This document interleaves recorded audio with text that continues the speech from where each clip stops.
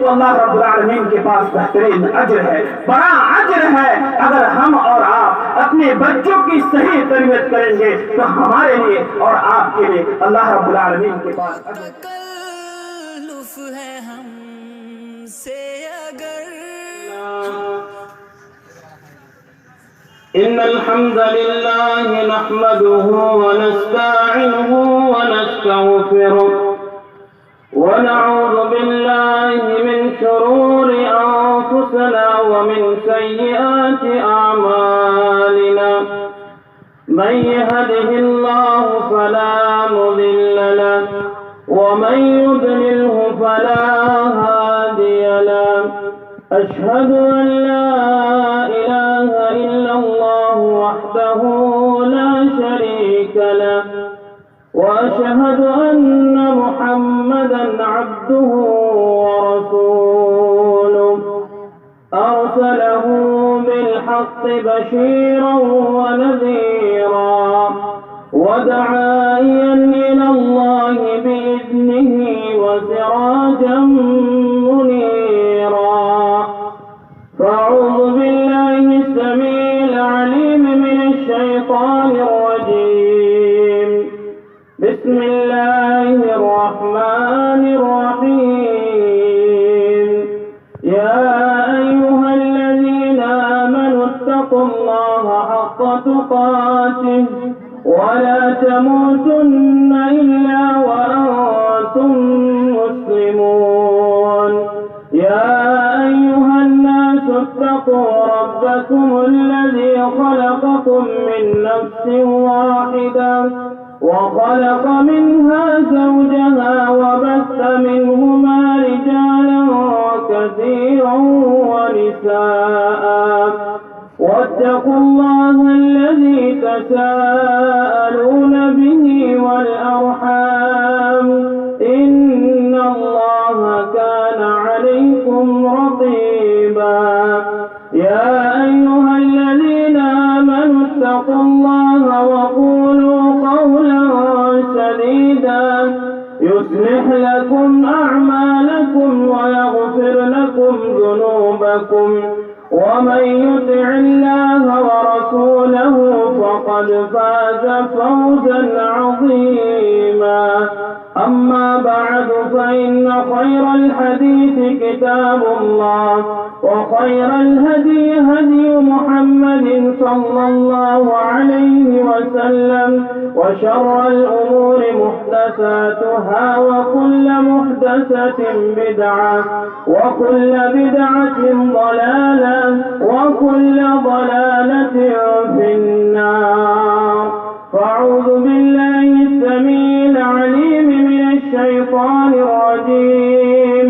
من همزه ونفسه ونفسه بسم الله الرحمن الرحيم إنما أموالكم وأولادكم فتنة सदर इज़्ज़ वक़ार स्टेज पर तशरीफ फरमा उलमाए किराम, बुजुर्गान दीन, नौजवानान मिल्लत इस्लामिया और इस्लाम की इज्जतदार माओ बहनों, मैं सबसे पहले अल्लाह रब्बुल आलमीन का बेहद शुक्रगुजार हूँ जिस मालिक हकीकी ने मुझे आपके रूबरू कुछ खिताब कुरान और हदीस की रोशनी में करने की तौफीक दी। बादहू मैं जलसा कमेटी का बेहद शुक्रगुजार हूँ कि जिन्होंने मुझ जैसे कम इल्म वाले को आपके सामने कुरान और हदीस की रोशनी में कुछ बातें रखने का मौका दिया। हज़रात, मैंने कुरान करीम की एक छोटी सी आयत तिलावत की है, उसी को सामने रखते हुए चंद मिनट में आपके सामने खिताब रखूंगा। अल्लाह रब्बुल आलमीन से दुआ गो हूं कि अल्लाह रब्बुल आलमीन मुझे किताब और सुन्नत की रोशनी में कहने और फिर उस पर हम तमाम को अमल करने की तौफीक अता फरमा, आमीन। बरादरान इस्लाम, जिस मुल्क में हम दिनों रात गुजारते हैं, जिंदगी गुजर बसर करते हैं, इस मुल्क के हालात और پوری دنیا کے حالات پر اگر ایک طائرانہ نظر ڈالیں، غور و فکر اور تدبر کی نگاہ سے دیکھیں، تو آج مسلمان ہی نہیں بلکہ پوری دنیا کے مسلمان تباہی اور ذلت و رسوائی کے ایک دہانے پہ آ کے کھڑا ہے۔ اور یہ تباہی آپ خود بخود سوشل میڈیا کے دور میں موبائل اور فیس بک یوٹیوب کے ذریعے سے آپ بخود ہی ان چیزوں کا نظارہ کر رہے ہیں کہ مسلمان کن حالات سے گزر رہا ہے اور کن چیزوں کا سامنا کر رہا ہے۔ اسی لیے میں نے آج کی اس مناسبت سے، آج کے اس مناسبت کو میں غنیمت جانتے ہوئے، میں مستقبل کے جو بچے، مستقبل میں چل کر جو بچے ہمارے قائد، ہمارے رہنما بننے والے ہیں، ان کی اگر صحیح تربیت نہ ہو، اگر ان کی صحیح پرورش نہ ہو، اگر ان کے اسلامی ڈھانچے میں اگر ان کی تربیت نہ ہو، تو وہ بچے کل ہو کر کے اپنے ایمان کی حفاظت نہیں کر پائیں گے، اپنے عقیدے کی حفاظت نہیں کر پائیں گے۔ آج دیکھ لیں، اگر ہم اپنے بچوں کی صحیح تربیت کیے ہوتے، اگر ہمارے بچے اسلامی تربیت کے نائنے سے اگر ہم ان کی تربیت کرتے، تو یہ جلسے کے نیچے، پنڈال کے نیچے انگلیوں میں گنے جانے والے لوگ نہیں بیٹھے ہوتے۔ آپ دیکھ لیں بازار میں جا کر کے جہاں پر دکانیں لگائی گئی ہیں وہاں پر کتنی بھیڑ ہے، اور اسٹیج کے یہاں پر کتنی بھیڑ ہے۔ میرے بھائیوں، اگر ہم اپنے بچوں کی اسلامی تربیت نہ کریں تو ہمارے اور آپ کے بچے، مستقبل کے بچے، کتاب و سنت کو چھوڑ کر کے اپنے آپ کو مسلمان کہلانے والے بھی نہیں رہیں گے۔ کیا آپ نے نہیں غور کیا؟ بڑے بڑے فلمی اسٹار تو نام کے مسلمان ہیں، لیکن مرغی اور بتوں کے سامنے سر ٹیکتے ہوئے نظر آئے۔ کیا ان کو اپنے ایمان کا خطرہ، کیا ان کو ایمان کا خدشہ نہیں ہوا کہ جن کو ایمان بچانا چاہیے تھا مسلمان ہونے کے ناطے، اگر ان کے گھرانے، اگر ان کے لوگ، اگر ان کے سرپرست، اگر ان کے والدین اگر صحیح معنوں میں ان کی تربیت کیے ہوتے تو وہ بتوں کے سامنے اپنا سر نہیں ٹیکتے۔ میرے بھائیوں، تربیت اولاد کہ موضوع پر بولنا اسی لیے ضروری ہے کہ اس پرفتن دور میں اگر ہم اور آپ اپنے بال بچوں کی اگر صحیح تربیت نہیں کریں گے تو مستقبل میں وہ اپنے ایمان کو نہیں بچا پائیں گے۔ اسی لیے سب سے پہلے آپ یہ جانیں کہ اللہ رب العالمین کی عطا کردہ بہت ساری نعمتوں میں سے ایک بہت بڑی نعمت اللہ رب العالمین کی عطا کردہ اولاد ہے۔ بال بچے اللہ رب العالمین کی عطا کردہ بہت بڑی نعمتوں میں سے ایک نعمت ہے۔ اور کیوں نہ ہو کہ آپ اگر قرآن و حدیث کا مطالعہ کریں گے تو دنیا کے اندر اگر کسی انسان کو سب سے بڑا اعزاز اگر ملا ہو، سب سے زیادہ اگر تکریم ہو تو وہ نبوت کا درجہ ہے۔ اگر کسی شخص کو دنیا میں آنے کے بعد اگر اس کو نبوت کا درجہ عطا کیا جائے تو اس سے بڑھ کر اور کوئی نعمت نہیں ہو سکتا، لیکن اس کے باوجود بھی اللہ رب العالمین کے بہت سارے نبیوں کو نبوت کا مقام اور نبوت کا درجہ دیا، لیکن اس کے باوجود آپ دیکھ لیں ابراہیم علیہ السلام 80 سال کی عمر میں جانے کے بعد، 80 سال سے زائد عمر ہونے کے بعد بے اولادی کا شکایت اللہ رب العالمین سے کرتے ہیں۔ لہذا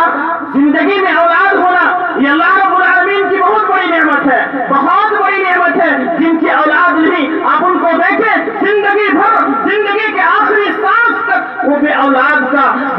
سے محرومی کا افسوس کرتے رہتے ہیں اور آخری دم تک، آخری سانس تک اس کا احساس ہوتا ہے۔ لہذا اللہ رب العالمین کا عطا کردہ نعمت اولاد اللہ رب العالمین نے عطا کی ہے۔ اسی لیے ہمیں اور آپ کو چاہیے کہ ان کی اسلامی تربیت کرے، صحیح تربیت کرے، اور کیوں نہ کرے کیونکہ قرآن خود کہتا ہے کہ جن اولاد کی وجہ سے زندگی میں رونق ہے، اولاد کی وجہ سے خاندان میں رونق ہے، اولاد کی وجہ سے گھروں میں رونق ہے، انما الاموال والبنون زینت الحیات الدنیا، کہ دنیاوی زندگی میں اولاد اور مال کی وجہ سے رونق ہے۔ میرے بھائیوں، اس نعمت کو ہم یوں ہی نہ چھوڑ دیں، اس نعمت کو کہ بچوں کو پیدا کرے اور یوں ہی چھوڑ دے اور یہ نہ سمجھے کہ بچے کی پرورش کے لیے، بچے کی تربیت کے لیے اتنا ہی کافی ہے کہ اس کو صبح شام مکتب میں بھیج دیا جائے، کسی مولوی کو بلا کر کے گھر میں قرآن پڑھا دیا جائے، کسی مدرسے میں داخلہ دلا کر کے اس کو فراغت تک اس کو چھوڑ دیا جائے۔ یہ تربیت نہیں ہے۔ اگر اس کو تربیت سمجھتے ہیں، یہ تربیت نہیں بلکہ تربیت ایک مکمل سسٹم کا نام ہے، ایک مکمل نظام کریم نے خود اس چیز کی طرف اشارہ کرتا ہے اور خود فرماتا ہے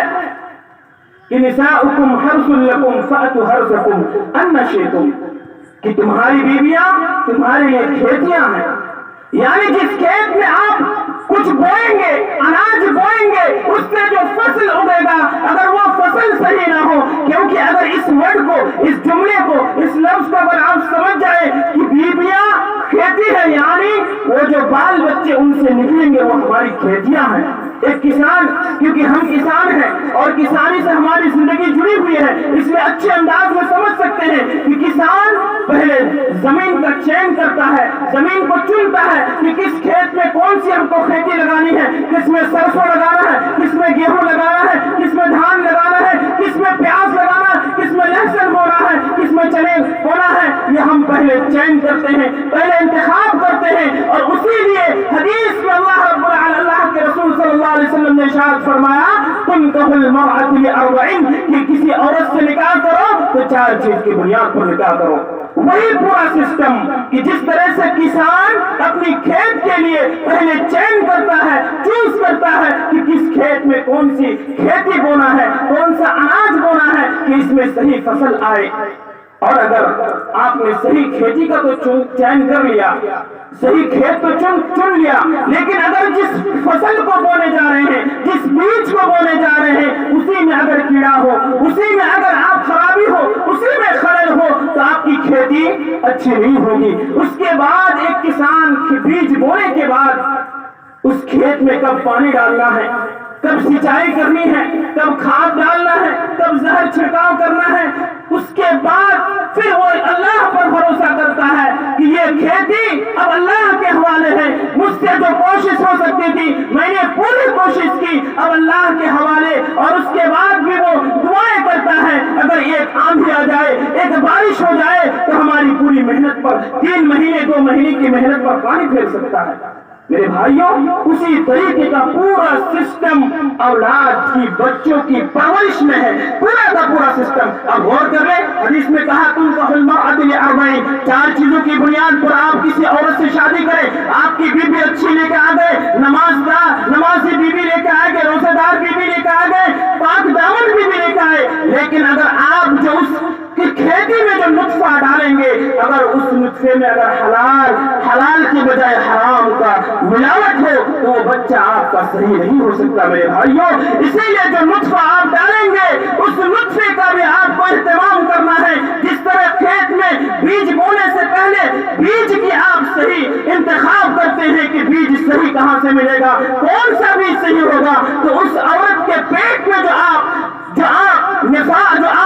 اس عورت کے پیٹ میں جو آپ منی داخل کریں گے، اس منی کا بھی آپ کو اہتمام کرنا ہوگا کہ میں جو پیٹ میں کھانا کھاتا ہوں وہ حلال کا کھاتا ہوں یا حرام کا کھاتا ہوں۔ اس کے بعد بچہ پیدا ہو جانے کے بعد صرف اتنا ہی کافی نہیں ہوتا کہ بچے کو چھوڑ دیا جائے، بچے کو بھیج دیا جائے، صبح شام مکتب میں جائے، قرآن پڑھ لے، اردو کچھ دعائیں سیکھ لے، یہی پرورش ہے۔ میرے بھائیوں، یہ پرورش نہیں ہے، ایک مکمل نظام اور سسٹم کا نام پرورش ہے۔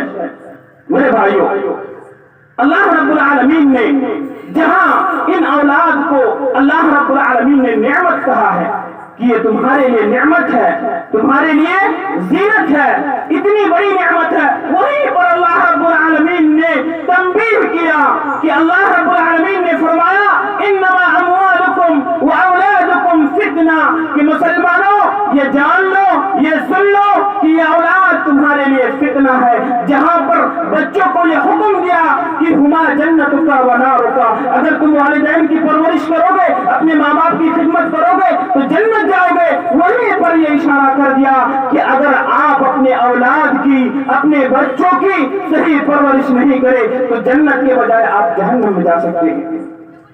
ہم اور آپ بچے کی وجہ سے جہنم میں جائیں گے۔ ہمیں تو یہ سب کوئی بتاتا ہے، ہر کوئی بتاتا ہے کہ ماں باپ کے قدموں کے نیچے جنت ہے، ماں کے قدموں کے نیچے جنت ہے، لیکن ایک ماں اگر اپنے بچوں کی صحیح پرورش نہ کرے یہی الٹا وبال جان بن سکتا ہے، ان کے بچے ہی ان کے لیے جہنم کا ذریعہ بن سکتا ہے۔